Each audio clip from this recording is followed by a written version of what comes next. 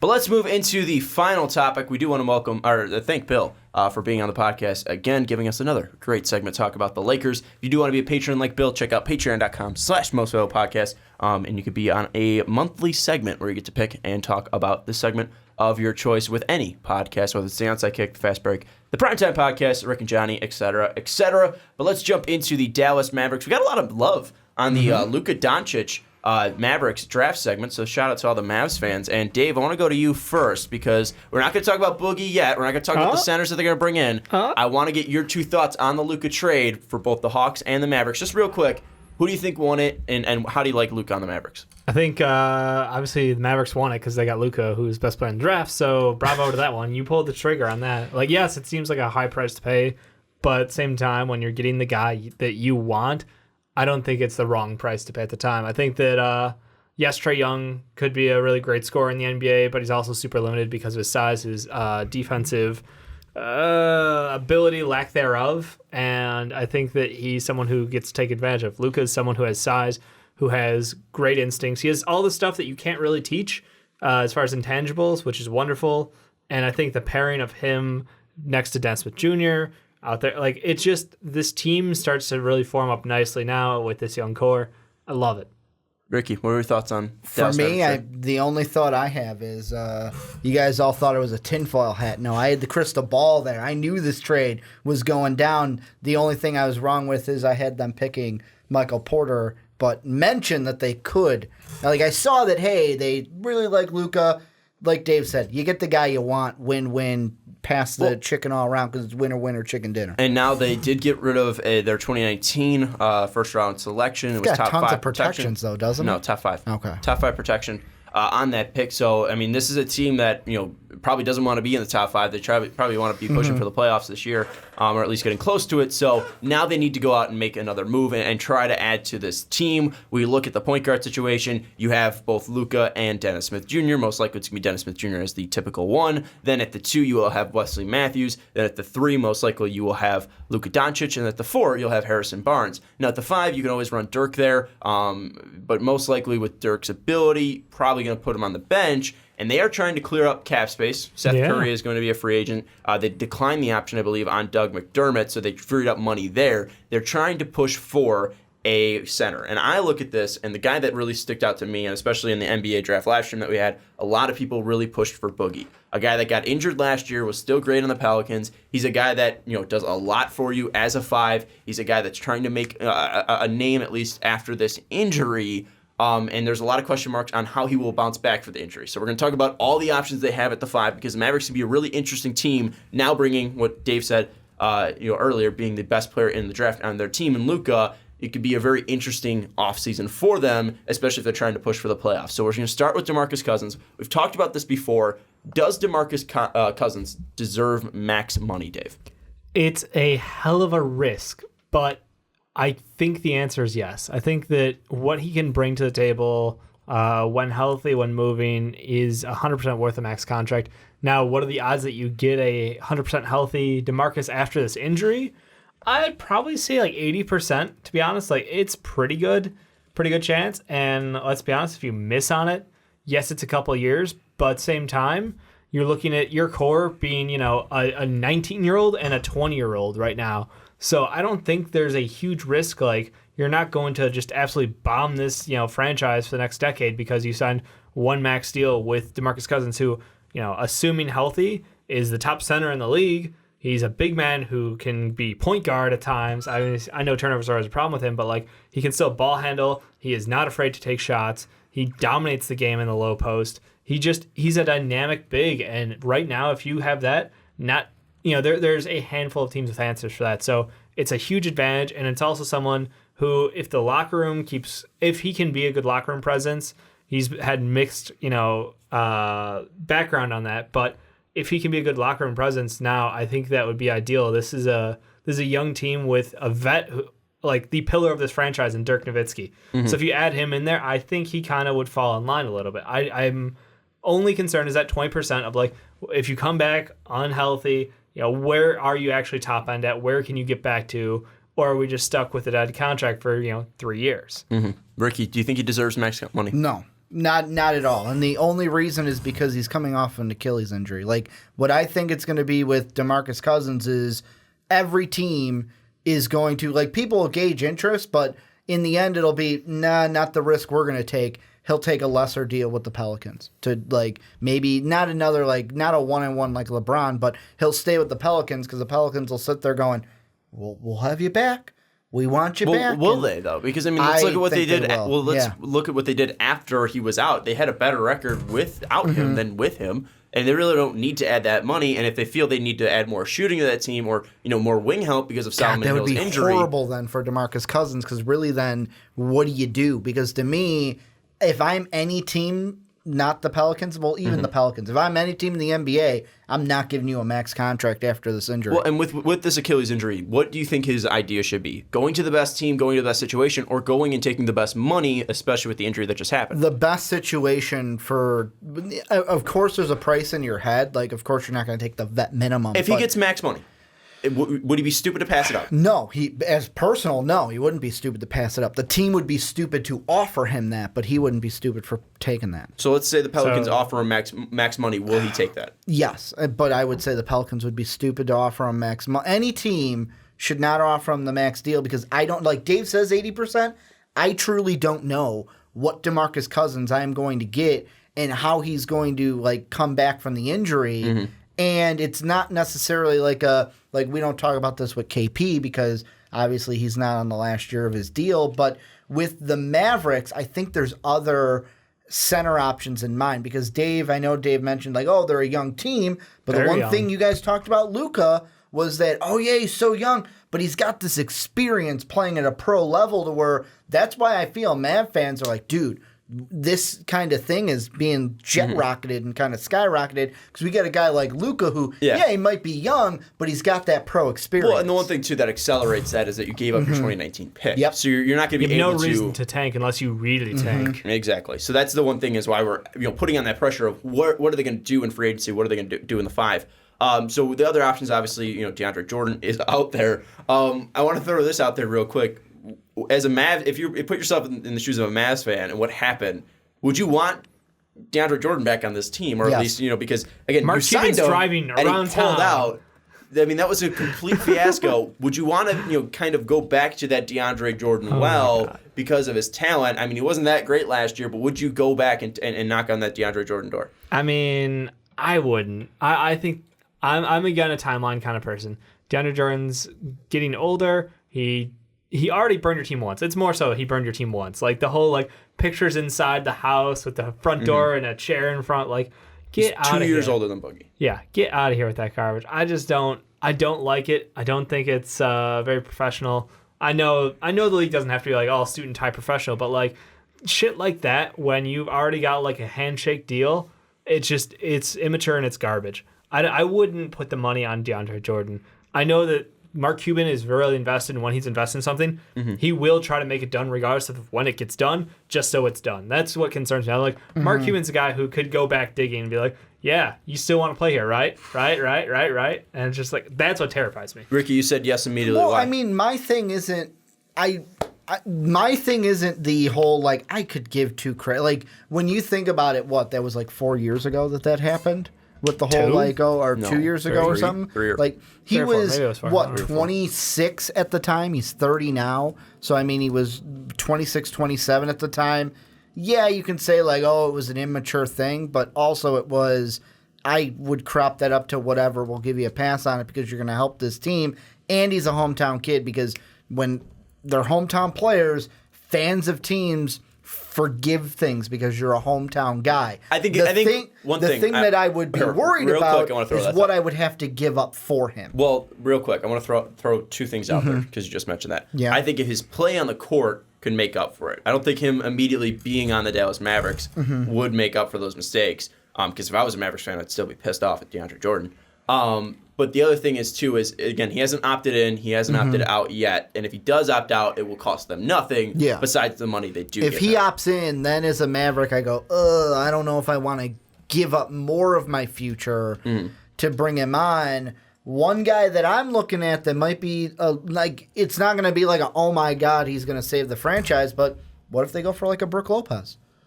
A guy who, with LA, it's, you know what, he's on the market, might not be in the LA plans with everything that they're going on with, and they could just go, hey, you know what, let's offer some money. Doesn't have to be a max deal. Offer some money to Brook Lopez, and there, we got a set. They have no interior presence at all. Well, yeah, I think one thing is that I don't think he brings enough athleticism to that team. So I think that's one big thing is because you look at DeAndre Jordan, we obviously talk about him. I mean, this guy's an athletic freak. Boogie, when he's healthy, an athletic freak. Brook Lopez is a guy that really works outside, and he's not that great of a rim protector. So I think that's the one thing they do need is a rim protector.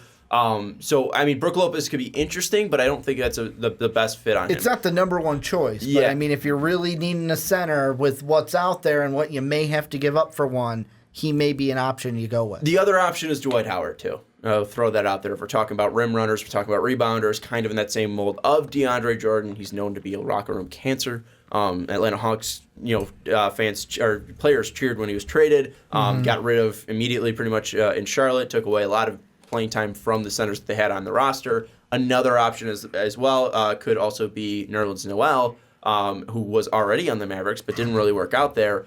What about a guy who's already in Texas? Clint Capella. Thank you. As well. Clint Capella is also an option as well because Houston, if they do get LeBron, will not be able to match any offer from him. But even then, they would be really restricted if they do throw out there not being able to bring Trevor Ariza. If they do max out Clint Capella in free agency, what I'm trying to get to is what center do you think best fits the Mavericks? I think that honestly, they've got a couple options. I don't know that one best fits them. Like if I were them, I might be intrigued to go ahead and challenge the bird rights on Nurkic. I might go ahead and mess with a team like that because. I mean, yes, it's Portland. Yes, they're probably going to pay him. Portland's already eating luxury tax like crazy, so you might as well take a flyer and see how much they really like him because I think he's a good player, but do they think he's a great player worth a higher contract? On the cheap, you could probably go after Baines or KOQ. That's what I was thinking. But do those guys make them a playoff team? Isn't the idea right now to make them a playoff team? I don't know about that. There's a lot of options that can make them a playoff. The thing that's interesting, though, with Aaron Baines is, of course, he's not a guy like a DeMarcus Cousins, like a DeAndre Jordan. But you got to think about it. He was a guy that played a key role for that Celtic team in crucial spots of the playoffs, and he's coming from a system that was very well coached, coming to another coach who I would say is one of the tops in the NBA. But what I'm trying to get to is what do they need? What do they need another star? Do they need a DeMarcus Cousins level player, or do they just need a filler like Aaron Baines? What player do you think best fits in the center? I think if you can't home run swing at DeMarcus Cousins, then you just play out the tank. Why not? But they don't have a pick. That's why not. Top 5. Unless it's top 5, which is why you play out the tank. You see what Harrison Barnes' value is on the free market. But you're also running the lottery risk as well. Oh, I know. Oh, you don't think Mark Cuban gambles? I think Mark Cuban gambles. Well, he's on Shark Tank. Exactly. He gambles all those investments all the time. That's the joke. I think that if you can't land someone who will change your franchise like DeMarcus Cousins, then you have to see how your team does early in the season, and you have to value how much is Harrison Barnes worth. Yes, he's a good player. Is he going to be the face of your franchise? No, we already knew that. Is he worth value to some teams on his current contract? Yeah, I think somebody would actually do a trade and maybe get you, a late pick in this draft. Maybe around the same value, if not a little higher than Nico got for the Bulls this year. I think you could probably get a 15 to 20 for Harrison Barnes, but there's just a lot of guys out there who, like you said, will just kind of fill the role for them. Go ahead and take a gamble on maybe some G Leaguers who show you prospect. They've had good success. But can't you do that as well as just bringing on somebody? Can't you just roll the risk on getting a G Leaguer while also bringing in a DeMarcus Cousins? Oh, you absolutely can. But I mean, playing time. You're splitting playing time, and you're splitting what you want to do with that roster because. But do you want to throw in a G Leaguer automatically? Again, if you're going for the tank, of course, but should that be their goal? What should be the Dallas Mavericks' goal this season? Is what I'm trying to get to. What should be their goal for the center market? What should be their goal for this season? You're not going to win in the playoffs. The 8th seed. I don't even give a fuck. That's what you're shooting for. Don't even care. If you don't get the 8th seed, it's either you shoot for the 8th seed so you can say, well, at least we made the playoffs. It's not a lottery pick.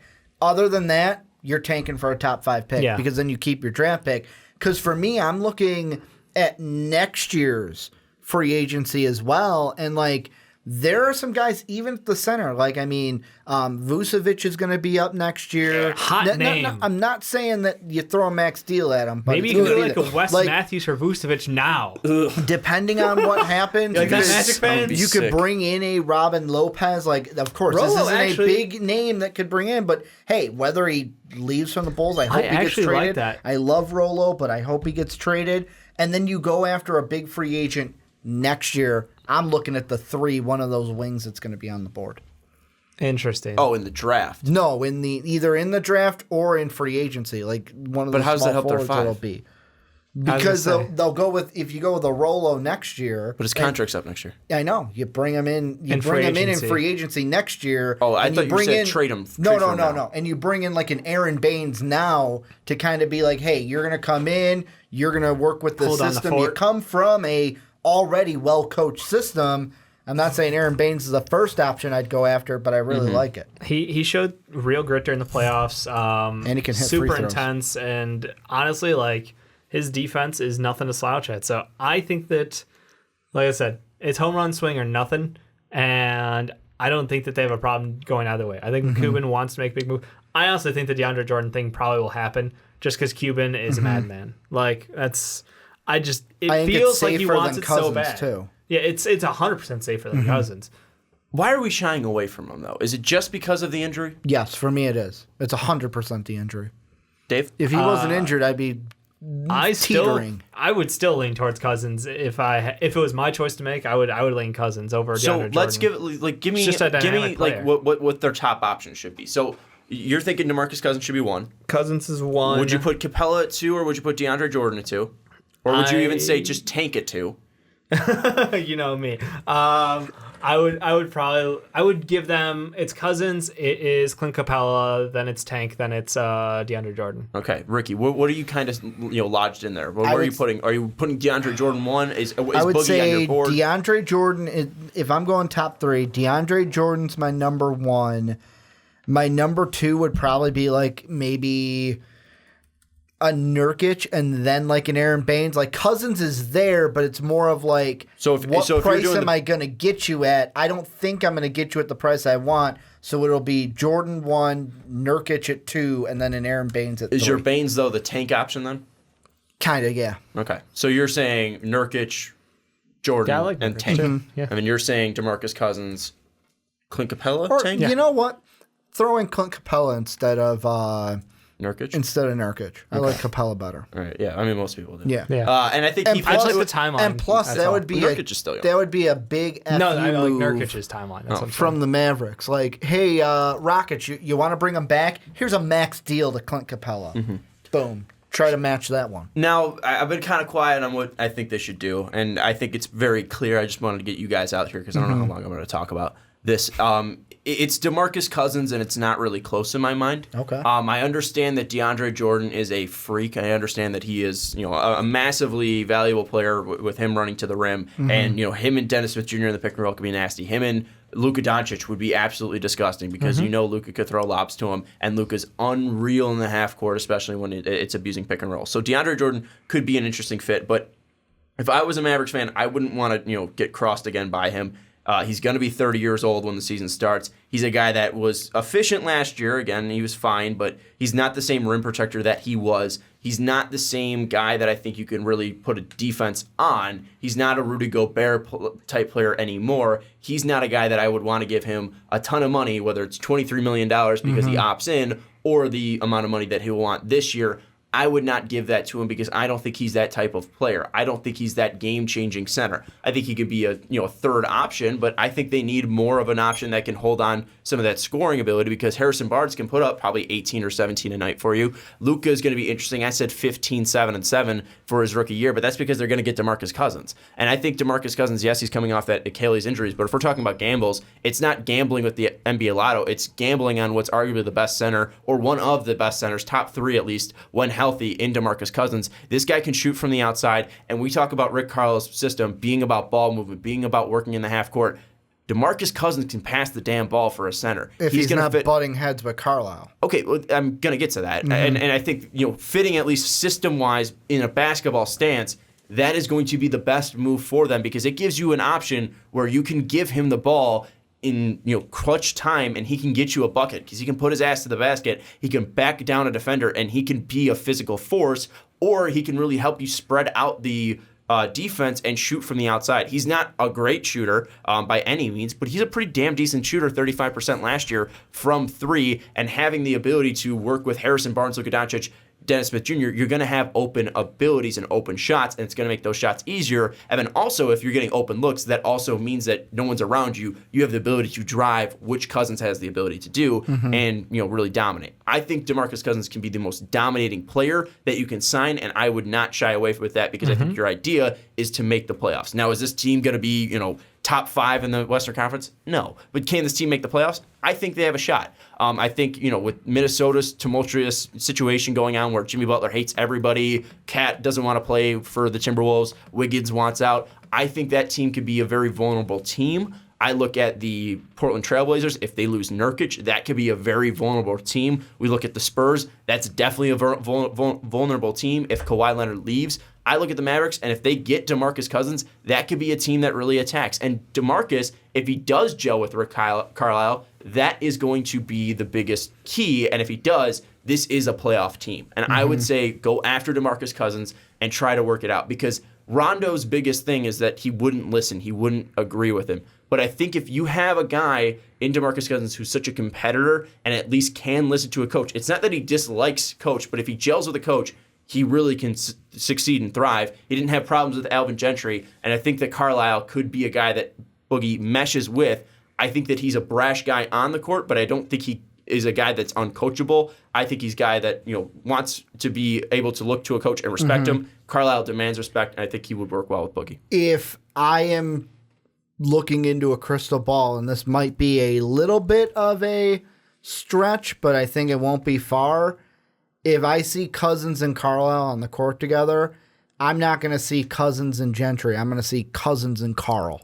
That's what I'm going to see. Like, that's what I feel like it'll be closer to. Plus, the thing Why like is that? The thing like you said, where because of the whole Carlisle's a guy where he's almost kind of stubborn to where it's like, this is my system, almost to do as I say, and he's already... don't say. The man who picked a fight with Rondo he's and already made him butted lose a playoff head series. with Rondo. It's going to blow up at one point. It's like, how much can I shake this Coke bottle, and then when I open it, hope that the Dorian 3-tap method works? And for me, the thing that you mentioned were, Trailblazers could fall off. The Spurs could fall off. They lose Kawhi. The T-Wolves could fall off. But the thing I look at, the Sun, I'm not saying these are playoff teams. I'm just saying this is the bottom of the West right now. The Grizzlies, if they're healthy, are a better team than they were last year. But I don't think they're better than the Mavericks. The Suns got better. I think that if the Suns, just with what we see right now, the Suns I don't think are last in the West next year. But are they a playoff team, Ricky Weaver? No. I didn't say these are playoff teams. I'm just saying I'm just throwing it out the there. Grizzlies are better if they were healthy. The Suns got dramatically better. Who's worse the than the Lakers Suns and in the the West? Clippers, Can I just ask you? Hold on, let him finish. Depending on which one of them gets their thing, and then the Nuggets, they even got better. So I feel like, there's going to be spots, but there's going to be a ton of teams to fill those, 2 or 3 spots? What were you saying? Who's worse than the Suns? The Kings. Really? Yeah. Interesting. I think the Suns will finish better than the Kings next year. I don't think that's too crazy. I mean, Devin Booker is going to give you 20 a night. DeAndre Ayton could be a force. It's going to be tough to stop him. Because Jake's going to be dancing because the Sixers get the number 1 pick. I think really that team's solely dependent on how Bender and Josh Jackson do because I think Mikal Bridges is going to be able to be fine in that system. And it really depends on how much Koskovo can... Oh, Jesus Christ. I tried to say it. Igor. Koshkavo. Coach Igor. Koshkavo, whatever. I'll say it right one of those times. I probably fucked it up both times. But it depends on how well he can implement a system and implement his, at least, team and his culture. So, I mean, that's going to be one interesting one. I mean, the Kings, again, they added Bagley. Bagley can be a guy that gives instant production for your team. So, San Antonio could be that team that's worse if they trade Kawhi. If they trade Kawhi and they trade LaMarcus Aldridge. Because will they're they not do going to move both. It was one of those they're things that gonna do came both. out would be like, as a courtesy to LaMarcus, they would see if he was interested in being moved. Okay. It was one, and again, all of these rumors are who knows if it's even supported, but it's one of those things I read. It sort of made sense. But to be fair, even if they don't move him, They made it to the playoffs with him last year. Their team didn't change. Why wouldn't they get to the playoffs again this year? Yeah, true. So, and one thing too is at least with and it's a fine point. But the other team too is like Memphis. Memphis is one injury away from being one of the worst teams. The Clippers, but healthy, they're a playoff team. Maybe. I mean, again, there's a lot of Ricky's point was there's a lot of competition out west. Yeah, that's what I'm saying. The West is so low, like top ended, that I'm like, I know these teams are getting better. And I know that like the whole thing is Dallas gets DeMarcus Cousins or DeAndre Ayton and they can compete for a playoff spot. And I'm like, I don't know if that does it for them. I don't think it gets them to the 8th seed. I think how the much West do we is so downgrade loaded. the 5? Also, like we're talking about teams like the not just championship. The Pelicans but like literally got teams. there based off of their 5. I know that, but it's like how many teams got to the playoffs because man, we got a really good 5. Let's see. Clint Capella was awesome. Yeah, but they had James Harden and Chris the Paul. MVP. I know. I'm not. Hey, I'm just saying how many teams had a good 5. No, he's saying I'm saying like they're the solely on number 5. like that. He's the number 1 player. I mean, on Steven 5. Adams pretty much carried the war. Maybe you OKC could, but maybe you could argue that it would be New Orleans and then Minnesota. Rudy Gobert. He was there for what 56 games. I mean, And Donovan their defense was the number like 3 during that time. But who would you look at on that Utah Jazz team and say who held the fort down? Don Mitch was okay. That's the amazing, point. but, It's who like, the fucking number 1 option is. Rudy Gobert. Without Rudy Gobert, they don't make playoffs. I'm not disagreeing with that. He's the one who put them in the playoffs. Okay, but also Donovan Mitchell had a great season. Yeah. So I think most people would look at it, and I don't think I'm wrong in saying this, that Donovan Mitchell would be seen as the guy on that Utah Jazz team, even though he's a rookie or not. I'm not saying that Rudy Gobert didn't have an impact on it. He was the Defensive Player of the Year. I'm but just saying most people look at Donovan Mitchell was that he was the guy that brought that team because he was consistently there for 82 games. Right. So I don't think Rudy Gobert is the guy on Utah. What Ricky's point is, I think it would be the 5 teams that you could, or the 3 teams that you could probably say is New Orleans, San Antonio, and Minnesota. If you want to cart LaMarcus Aldridge as a 5, because those are the guys and those are the teams. I mean, even then, Jimmy Butler was the team that really when he started being the number 1 option, he took them to a playoff spot. So, and then maybe you can throw in Jokic, but outside of that, there's not a lot of teams. But I don't think that DeMarcus Cousins, if he does sign with Dallas Mavericks, would be the guy. I think it's still Luka. And that's a lot to ask for a rookie, but Is it Luka or is it Dennis it's Luka Smith? Doncic by far. Luka is a better player than Dennis Smith is right now. I mean, Dennis Smith wasn't able to shoot and wasn't able to create. Luka will be able to create and pass the ball and be able to move the ball around. Even if he's not a great scorer, he's going to be the guy that's seen as the Ben Simmons of that team. JJ Redick, I think, scored more points than Ben Simmons last year. But I think, again, it's something that he's going to have more of an impact, whether it's on the box sheet or not. Luka's going to be seen as that leader, and I think that's why we're going to be looking at this Mavericks team, if they add DeMarcus Cousins, as a team that goes from 3rd last in the West, jumping LA, because I don't think they're getting, and we already said this in the podcast, I don't think they're getting LeBron, I don't think they're getting Kawhi, at least to start the season. I don't think they're getting Paul George.